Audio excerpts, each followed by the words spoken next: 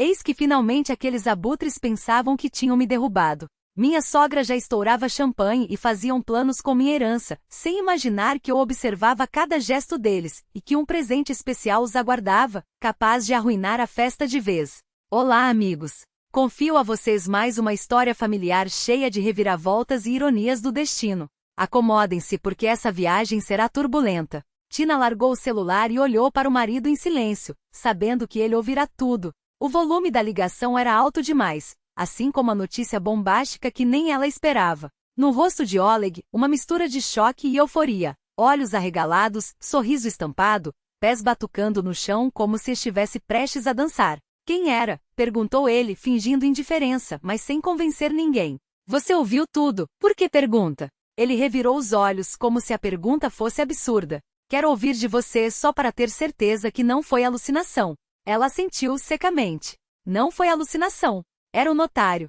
E quanto? O que exatamente você herdou? Tina deu de ombros, sorriu com ironia e guardou o celular no bolso do roupão antes de desaparecer no banheiro. A porta rangeu, algo caiu do outro lado, e a voz ansiosa do marido ecoou. Tina, me conta. Eu tenho o direito de saber. Ela abriu a torneira, deixou a espuma se formar e observou a banheira encher, sem compartilhar da empolgação deles. Pelo contrário, sentia apenas uma pena genuína pelo tio querido morto tão de repente. Ele a mimava na infância, brinquedos, dinheiro no bolso, cavalgadas nos ombros largos. Nenhum valor material compensaria sua falta. Quando a água cobriu seu corpo, Tina fechou os olhos, mas não conseguiu relaxar. Do lado de fora, a voz abafada de Oleg insistia. Mãe, você não vai acreditar. É uma herança, mas não sei quanto ainda. A respiração de Tina falhou. Logo sua mãe estaria ali, e ela preferiria 1000 vezes mantê-la longe. Mas Oleg sempre intercedia, jurando que dessa vez seria diferente. E Tina, não por fraqueza,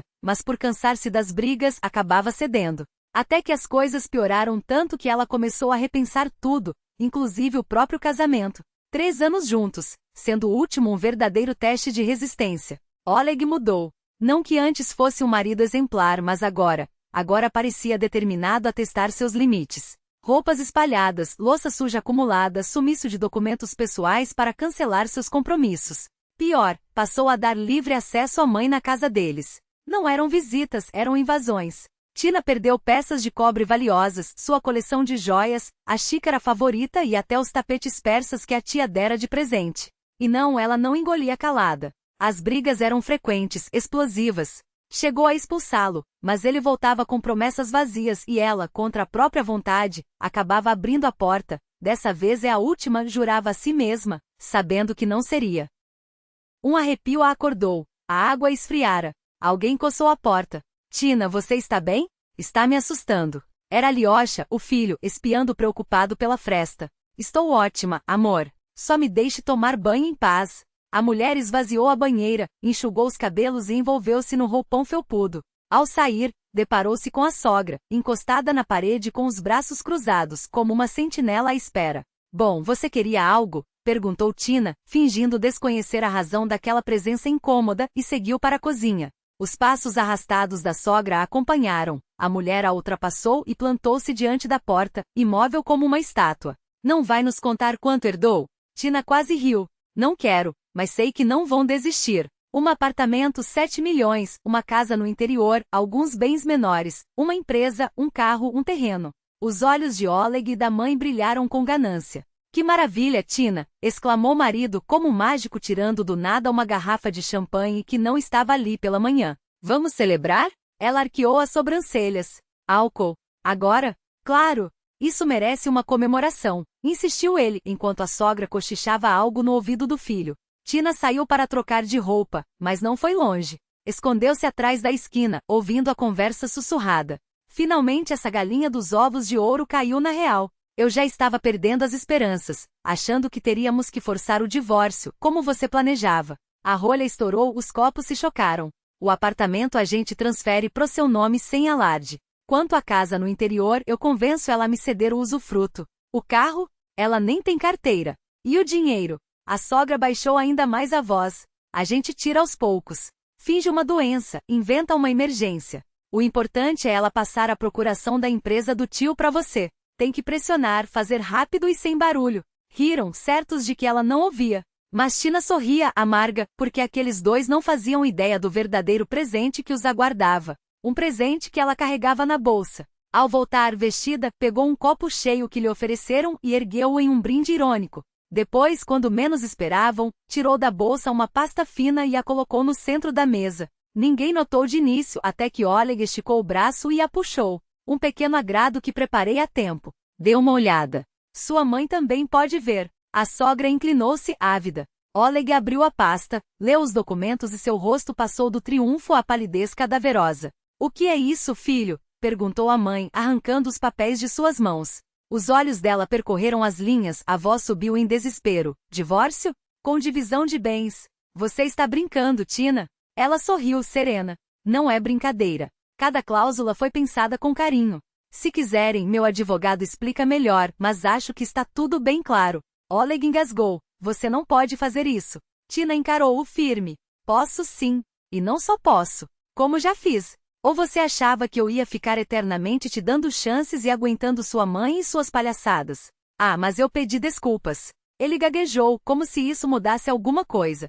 E o que mudou, Oleg? Nada. A não ser a lista de amantes, é claro. Aquela morena da cafeteria, por exemplo, ela mesma veio me visitar esses dias. Não sei quem veio antes, mas tenho certeza de que não foi a primeira. Aguentei demais. Chega. A mãe dele, porém, não se conteve. Mas isso é um absurdo, berrou como se o nome dela estivesse no documento. O que isso tem a ver comigo? Tina soltou uma risada cortante. Nada. Nem você, nem seu filhinho vão levar um centavo do que é meu por direito. Nem a procuração, nem o carro, nem a dacha que você tanto sonhou em herdar. Os lábios da velha tremeram de raiva. Você não vai sair impune disso, cuspiu Oleg, avançando com as mãos estendidas. O que Tina não esperava era que ele a agarrasse pelos cabelos. Mas ela também não era mais a mulher que se encolhia nos cantos. Com um grito que ecoou pela casa, parte fúria, parte alívio, ela cravou a garfo que tinha na mão direto na coxa dele. Oleg uivou, soltou-a instantaneamente e ela não perdeu tempo. Saiu correndo não para a escada, mas batendo nas portas dos vizinhos com força suficiente para arrancá-las das dobradiças. Chamem a polícia, implorou, a voz trêmula, mas firme. Ele vai me matar. Ninguém foi preso, faltavam provas, testemunhas confiáveis. Mas a medida protetiva caiu como uma lápide sobre os planos de Oleg, nem se aproximar. Foi o suficiente. O divórcio seguiu adiante, os bens foram redistribuídos, e Tina sumiu da cidade na mesma noite, levando tudo o que era seu, e um pouco mais, só pelo princípio. Os pais dela, avisados para não revelarem seu paradeiro, obedeceram em silêncio. Oleg, por sua vez, nem tentou procurá-la. Medo? Talvez. Ou talvez a mãe, depois do escândalo, tenha acabado no hospital com a pressão pelas alturas, e ele não quisesse piorar as coisas. Afinal, sem ela para bancar suas artimanhas, o que restava? Em vez de perseguir a ex, ele se virou para o que sempre soube fazer: caçar outra vítima. Encontrou uma, claro, jovem, ingênua, disposta a acreditar em contos de fada. Planejava repetir o esquema, até que na véspera do casamento a noiva ouviu os boatos. Alguém em um jantar soltou sem querer: ah, você não sabe do Oleg? A primeira mulher dele quase o esfaqueou. Não precisou de mais. A aliança ficou na joalheria. Sem opções, ele se rendeu ao destino: cuidar da mãe, que agora odiava qualquer mulher que se aproximasse do filho. Tina, enquanto isso, se estabeleceu numa casa no interior, onde o ar cheira a terra molhada e ninguém pergunta pelo passado. Às vezes, ao tomar um café na varanda, ela ri sozinha, um riso seco, quase irônico. A ganância e a arrogância dele foram sua própria armadilha. Achou que sairia impune. E no fim foi o único que perdeu tudo.